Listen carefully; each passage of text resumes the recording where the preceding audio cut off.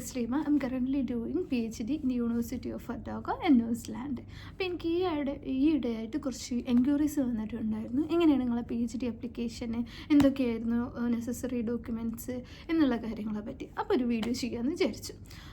As my background, ഞാൻ ഫറൂഖ് കോളേജിൽ നിന്ന് ഡിഗ്രി കഴിഞ്ഞ് NIT കാലിക്കറ്റിൽ PG ചെയ്തു. PG ചെയ്യുമ്പോൾ ഒരു 3rd സെമസ്റ്റർ മുതൽ ഞാൻ അപ്ലിക്കേഷൻ പ്രോസസ്സ് സ്റ്റാർട്ട് ചെയ്തിട്ടുണ്ട്.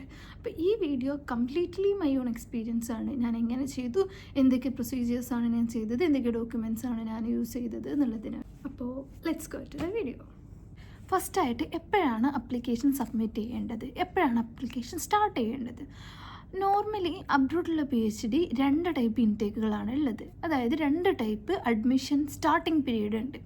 ആദ്യത്തേത് ഫെബ്രുവരി ഇൻടേക്കും രണ്ടാമത്തേത് സെപ്റ്റംബർ ഇൻടേക്കും. ഫെബ് ഇൻടേക്കിൻ്റെ അപ്ലിക്കേഷൻ ടൈം ഒരു ഒക്ടോബർ ആകുമ്പോൾ സ്റ്റാർട്ട് ചെയ്ത് ഡിസംബറിൽ എൻഡ് ചെയ്യും. ചിലത് ജാനുവരിയിൽ എൻഡ് ചെയ്യണതൊക്കെ ഉണ്ട്. ഒരു നോർമൽ ടൈം പീരീഡ് അതാണ്. രണ്ടാമത്തേത് സെപ്റ്റംബർ ഇൻടേക്കിൻ്റെ അപ്ലിക്കേഷൻ ടൈം ഏപ്രിൽ മുതൽ ഒരു ജൂലൈ വരെ ഉണ്ടാകും. അപ്പോൾ ഈ ടൈം പീരീഡുകളാണ് നമ്മൾ മെയിനായിട്ട് നോക്കേണ്ടത്. 2 ഇൻടേക്കുകൾ ഈ ടൈം പീരീഡ് ശ്രദ്ധിക്കണം. അടുത്തത് എങ്ങനെയാണ് അപ്ലിക്കേഷൻ പ്രൊസീജിയേഴ്സ് നടക്കുന്നത്? നോർമലി 2 രീതിയിലാണ് അപ്ലിക്കേഷൻ പ്രൊസീജിയേഴ്സ് നടക്കുന്നത്. ആദ്യത്തേത് ആസ് യൂഷ്വൽ നമ്മൾ യൂണിവേഴ്സിറ്റി വെബ്സൈറ്റിൽ പോവുക. അവർക്കൊരു ഓപ്പണിംഗ് ടൈം ഉണ്ടാകും, അപ്ലിക്കേഷൻ ഓപ്പണിംഗ് ടൈം ഉണ്ടാകും. അപ്പോൾ അവരുടെ അപ്ലിക്കേഷൻ പോർട്ടലിൽ നമ്മളെ പേഴ്സണൽ ഡീറ്റെയിൽസ്, നമ്മളെ എക്സ്പീരിയൻസ്, നമ്മളെ എഡ്യൂക്കേഷണൽ ബാക്ക്ഗ്രൗണ്ട്, എല്ലാ ഡീറ്റെയിൽസും നമ്മളെ ഡോക്യുമെൻറ്റ്സും. ചില യൂണിവേഴ്സിറ്റീസ് അപ്ലിക്കേഷൻ ഫീ ഉണ്ടാകും, ചിലത് ഫീ ഉണ്ടാവില്ല. അത് ഫീ ഉണ്ടെങ്കിൽ ഫീ അടച്ച് നമ്മൾ അപ്ലിക്കേഷൻ സബ്മിറ്റ് ചെയ്യാൻ പറ്റും. അപ്പോൾ നമ്മളോട് ചോദിക്കും ഏത് സൂപ്പർവൈസറാണ് പ്രിഫർ ചെയ്യുന്നത്. അപ്പോൾ നമ്മളെ സൂപ്പർവൈസേഴ്സിൻ്റെ ലിസ്റ്റും നമുക്ക് ഇൻട്രസ്റ്റഡ് ഏരിയയും ഒക്കെ എടുത്തു വെക്കേണ്ടി വരും. ഇതാണ് ഒരു ടൈപ്പ് ഓഫ് അപ്ലിക്കേഷൻ പ്രൊസീജിയർ. ഈ പ്രൊസീജിയേഴ്സ് ഫോളോ ചെയ്യുന്നത് US കൺട്രീസും ചില ഏഷ്യൻ കൺട്രീസും ഈ പ്രൊസീജിയേഴ്സ് ഫോളോ ചെയ്യുന്നുണ്ട്. രണ്ടാമത്തെ അപ്ലിക്കേഷൻ മെത്തേഡ്, നമ്മുടെ ഫീൽഡിലുള്ള ഏത് സബ്ജക്റ്റാണോ ആ സബ്ജക്റ്റിൻ്റെ അണ്ടറിൽ ഡിഫറെൻറ്റ് ഫീൽഡ് ഉണ്ടാകും. നമുക്കിഷ്ടപ്പെട്ട ഫീൽഡിലുള്ള സൂപ്പർവൈസേഴ്സിന് അല്ലെങ്കിൽ പ്രൊഫസേഴ്സിന് കണ്ടെത്തി ഡയറക്റ്റ് മെയിൽ അയക്കാം. ഇത് അധികം യൂറോപ്യൻസ്, UK കൺട്രീസും അതേപോലെ ന്യൂസിലാൻഡ് കൺട്രി ഫോളോ ചെയ്യുന്നത് ഈ ഒരു മെത്തേഡാണ്. പ്രൊഫസേഴ്സിനെ കണ്ടെത്തലാണ് ഏറ്റവും റിസ്കി ആയിട്ടുള്ള ടാസ്ക്. ഫസ്റ്റ് ഞാൻ ചെയ്തിരുന്നത് ഓരോ കൺട്രീസ് ലൈക്ക് ഫ്രാൻസ്, ഇറ്റലി കൺട്രീസിനെ സെർച്ച് ചെയ്ത് അവിടെയുള്ള യൂണിവേഴ്സിറ്റീസ് കണ്ടെത്തി അപ്ലിക്കേഷൻ ഇങ്ങനെ സബ്മിറ്റ് ചെയ്യലായിരുന്നു. അതിൽ നിന്ന് എനിക്കൊരു റിപ്ലൈ വരലില്ലായിരുന്നു. കുറേ ഞാൻ സബ്മിറ്റ് ചെയ്തു, ഒരു റിപ്ലൈ വരലില്ല. ഒന്ന് പോസിറ്റീവായിട്ടോ നെഗറ്റീവായിട്ടോ ഒന്നും വരലില്ല. പിന്നെ ഞാൻ എൻ്റെ രീതി മാറ്റി ഞാനൊരു 3 വെബ്സൈറ്റുകൾ ഞാൻ എൻ്റെ അപ്ലിക്കേഷനിൽ യൂസ് ചെയ്തിട്ടുണ്ട്. ഇതിൽ ആദ്യത്തെ വെബ്സൈറ്റാണ് ഫൈൻഡ് മൈ PhD. ഈ വെബ്സൈറ്റിലെ UK, യൂറോപ്പ്, ഏഷ്യൻ കൺട്രീസ് എന്തെങ്കിലും പുതിയ വേക്കൻസി ഉണ്ടെങ്കിൽ ഈ വെബ്സൈറ്റിൽ അപ്ഡേറ്റ് ആകും. അപ്പോൾ ഈ വേക്കൻസിക്ക് അവിടെ അപ്ലിക്കേഷൻ്റെ പ്രൊസീജിയർ എന്താണെന്നും എന്തൊക്കെ ഡോക്യുമെൻറ്റ്സ് ആണ് വേണ്ടത്, എന്തൊക്കെ എക്സ്പീരിയൻസ് ആണ് അവർക്ക് വേണ്ടതുള്ളത് ആ ജോബിൻ്റെ ഡിസ്ക്രിപ്ഷനിൽ ഡീറ്റെയിൽ ആയിട്ടുണ്ടാകും. അത് നല്ലോണം വായിച്ച് അങ്ങനെ അപ്ലൈ ചെയ്യാം. രണ്ടാമത് ഞാൻ യൂസ് ചെയ്ത മെത്തേഡ് എന്ന് വെച്ചാൽ വേൾഡ് QS റാങ്കിങ് എന്ന് പറയുന്ന ഈ വെബ്സൈറ്റ് ഞാൻ യൂസ് ചെയ്തിട്ടുണ്ട്. അതായത് നമ്മൾ എക്സാമ്പിൾ പറയുകയാണെങ്കിൽ ഞാൻ അപ്ലിക്കേഷൻ ആദ്യമൊക്കെ സ്റ്റാർട്ട് ചെയ്തപ്പോൾ ഒരു 1000 റാങ്കിൻ്റെ മുകളിലുള്ള യൂണിവേഴ്സിറ്റീസിനൊക്കെ അപ്ലിക്കേഷൻ അപ്ലൈ ചെയ്ത് തുടങ്ങിയിട്ടുണ്ട്. അപ്പോൾ എൻ്റെ ഒരു സൂപ്പർവൈസർ പറഞ്ഞതാണ് 1000 റാങ്കിൻ്റെ മുകളിലുള്ളത് ചെയ്തിട്ട് കാര്യമില്ല. ഈവൻ ഇന്ത്യയിൽ തന്നെ 100 റാങ്കിൻ്റെ താഴെയുള്ള 2 യൂണിവേഴ്സിറ്റീസ് ഉണ്ട്. അപ്പോൾ നമ്മൾ 1000ൻ്റെ മേലെ റാങ്കുള്ള യൂണിവേഴ്സിറ്റിയിൽ ചെന്നിട്ട് നമുക്ക് പ്രത്യേകിച്ച് ഗുണമൊന്നും കിട്ടാൻ പോകുന്നില്ല. അപ്പോൾ QS റാങ്കിങ് നോക്കിയിട്ട് അപ്ലൈ ചെയ്യുമെന്ന് പറഞ്ഞു. അതിനുശേഷം ഞാൻ ചെയ്യാൻ തുടങ്ങിയതാണ് വേൾഡ് QS റാങ്കിങ് എന്ന് പറഞ്ഞ ഈ വെബ്സൈറ്റ് എടുക്കും. ഈ വെബ്സൈറ്റിൽ ഒരു ആദ്യത്തെ 100 യൂണിവേഴ്സിറ്റീസ് ഒന്ന് നോക്കും. ഈ വെബ്സൈറ്റിൽ എല്ലാ യൂണിവേഴ്സിറ്റീസും റാങ്കിങ്ങുള്ള എല്ലാ യൂണിവേഴ്സിറ്റീസും ഉണ്ടാകും. അപ്പോൾ ആദ്യത്തെ 100 റാങ്കിങ്ങുള്ള യൂണിവേഴ്സിറ്റീസ് നോക്കും. അതിൽ ഞാൻ കെമിസ്ട്രി ആയതുകൊണ്ട് എൻ്റെ കെമിസ്ട്രിയിൽ ഇമ്പോർട്ടൻ്റ് ആയിട്ടുള്ള യൂണിവേഴ്സിറ്റീസ് ഏതാ നോക്കും. ചിലത് മാനേജ്മെൻ്റ് ആയിരിക്കും, ചിലത് ആർട്സ് ആയിരിക്കും, ചിലത് മെഡിക്കലായിരിക്കും. അപ്പോൾ നമുക്ക് വേണ്ട സയൻസ് ആകുമ്പോൾ സയൻസിൻ്റെ ഫീൽഡിലുള്ളത് ഏതാ നോക്കാം. അങ്ങനെ നോക്കിയിട്ട് അങ്ങനെ നോക്കുക. അങ്ങനെ നമ്മളൊരു യൂണിവേഴ്സിറ്റി നെയിം ലിസ്റ്റ് ഔട്ട് ചെയ്യുക. യൂണിവേഴ്സിറ്റി നെയിമും അതിൻ്റെ റാങ്കിങ്ങും ലിസ്റ്റ് ഔട്ട് ചെയ്യുക.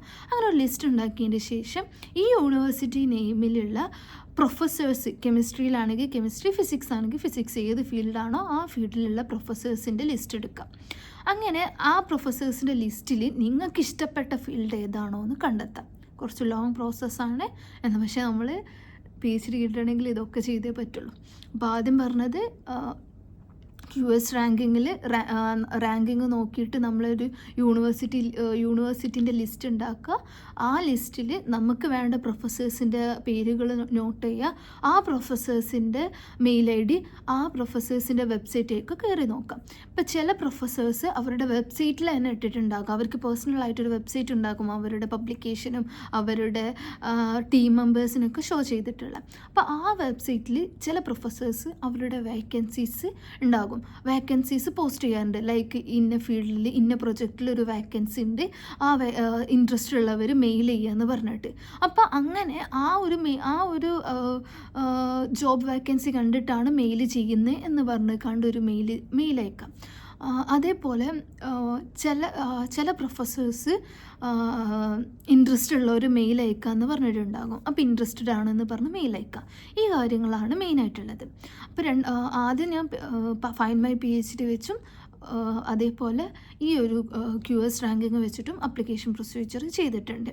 പിന്നെ ഞാൻ യൂസ് ചെയ്ത മെത്തേഡാണ് ലിങ്ക്ഡിനിൽ നമ്മൾ കയറി സെർച്ച് ചെയ്യുക PhD വാക്കൻസി, PhD പൊസിഷൻ, നിങ്ങൾക്ക് ഏത് കൺട്രി ആണോ വേണ്ടത് ആ കൺട്രി. ഇപ്പോൾ ഇറ്റലി ആണെങ്കിൽ PhD position in Italy, New Zealand ആണെങ്കിൽ PhD പൊസിഷൻ ഇൻ ന്യൂസിലാൻഡ് എന്ന് പറഞ്ഞ് സെർച്ച് ചെയ്യാം. അപ്പോൾ ഏതെങ്കിലും പ്രൊഫസേഴ്സ്